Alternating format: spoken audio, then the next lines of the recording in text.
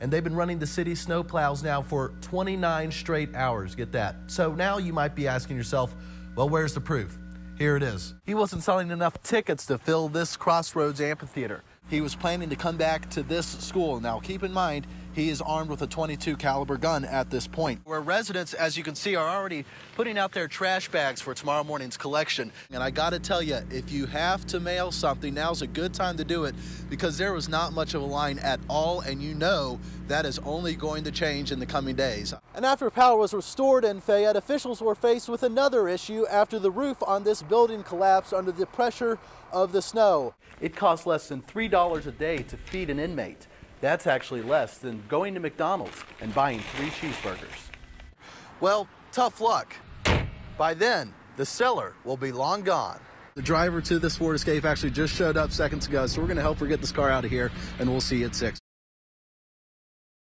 Chamois is home to only 400 people, so when the town's biggest employer is eliminated, you can imagine others might be affected. The plant is an icon.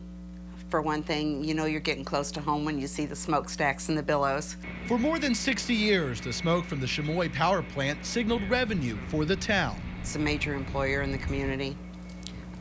It's a major tax revenue base for our school. It's going to be extremely missed. For almost 2 decades, Rhonda Mitchum of the town's only bank has been cashing paychecks for the plant's workers. Workers like Doug Stieferman, whose tenure spans 30+ years. It's a small community, not a lot of employers. I think it's going to hurt the community a lot. The EPA said this plant would have to start meeting new regulations. The state estimated that would cost up to $14 million, money that just isn't there. And now this small town has to fill a big void. It didn't make economic sense to continue to try and operate the Chamois facility. Don Shaw said there were a number of factors for closing the plant. He says in addition to meeting EPA standards, the rising cost of coal delivery would cost another $3 million over the next 5 years, $17 million in potential lost revenue. I've been here 30-some years. It'll be a change. As Stieferman works to find a new job, a new source of revenue, in a sense, a new life, Mitchum holds her head high. But we're not going to let it get us down. I've always said that they can't kill us, we won't let them. So they're not going to kill my Chamois, Missouri. The plant officially closes September 30th. Shaw says Central Electric Power Cooperative will have other nearby power plants share power with areas affected by this closure. If you thought your 5 a.m. wake-up call was rough, went out about 5 this morning. We kind of woke up around then too because our house is electrically heated. Meet Tyler Wynn, whose day started earlier than normal, waking up to a lot less heat. We got some candles on the table and that's about it. As crews work to restore power in Howard County, you know, we've had bad storms before, but not affected the whole county like this. Fayette Police Chief Brian Coonsey focused on the elderly. Out of the 6 nursing homes in Howard County, 2 don't have any backup generator. If we have to, we'll try to get move patients from one home to another one. That's where the Fayette Care Center comes in. We try to accommodate the community as best we can. Damon Gaines runs maintenance at the nursing home. Generator becomes very important because if the power goes out, we got to be able to maintain heat. Before power was restored, he was working to house an additional 21 residents overnight from another nursing home. They're going to come in, we're going to supply them with beds, cots, we'll feed them, we'll take care of their every need, just like they're our regular residents. They have power. Well, our generator keeps our heating system working. And food. It operates our kitchen. And safety. We have emergency outlets that we can plug oxygen tanks and stuff like that into. 13 Columbia Water and Light linemen gave up more than 2 weeks away from home so that strangers strained by Sandy could move back into theirs. It's only the sound of horns, but for family members anxiously awaiting, Daddy? Daddy? It signaled a safe return. 13 Columbia linemen working 16-hour days. It has been a long trip.